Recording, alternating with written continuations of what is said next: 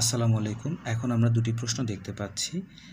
এই দুটি প্রশ্ন মূলত পার্টিসিপল এবং ইনফিনিটিভকে কেন্দ্র করে করা হয়েছে, যেগুলা বহুবার বহু বিশ্ববিদ্যালয়ে এসেছে। এখন আমরা দেখব এখানে কিভাবে খুব সহজে আমরা বুঝতে পারি এই প্রশ্নগুলার উত্তর দিতে পারি। প্রথম প্রশ্নে লেখা আছে I came to England dash English. এখন আমরা দেখব সে ইংল্যান্ডে আগে গিয়েছে নাকি সে ইংরেজি আগে শিখেছে। সে তো ইংল্যান্ডে গিয়েছে ইংরেজি শেখার জন্য, তাহলে ইংল্যান্ডে আগে গিয়েছে আর ইংরেজিটা পরে শিখেছে, তাই না? আমরা এখানে যেটা শিখব, পরে যে কাজটি হয় সেটা মূলত ইনফিনিটিভ হয়। ইনফিনিটিভ অর্থাৎ টু প্লাস ভার্বের বেস ফর্ম। যেহেতু সে ইংরেজিটা পরে শিখেছে, তাই আমরা দেখব কোথায় ইনফিনিটিভ রয়েছে। আমরা খুব সুন্দর করে এই সি নম্বরে দেখতে পাচ্ছি ইনফিনিটিভ রয়েছে, অর্থাৎ এখানে অ্যান্সারটা সি নম্বরই হবে, আর বাকিগুলো হবে না।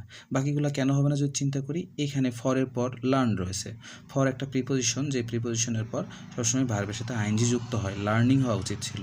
আর এখানে টু লার্ন এটা তো হয়েছে, আর এখানে হচ্ছে ফর টু লার্ন, যে দুইটা প্রিপোজিশন পাশাপাশি যে কোনো একটা ইউজ করতে হবে, এখানে হবে না। আর এটা তো টু এর পর বেস ফর্মে, এটা কোনোভাবেই হবে না। এরপর আমরা দেখব দ্বিতীয় প্রশ্ন। দ্বিতীয় প্রশ্নতে রয়েছে I went back to work close the door. এখানে দেখব সে কি কাজে আগে ফিরেছে নাকি দরজা আগে বন্ধ করেছে। আমরা দেখতে পাচ্ছি, আমরা বুঝতে পারি দেখে যে আগে সে দরজা বন্ধ করেছে, তারপর সে কাজে ফিরেছে।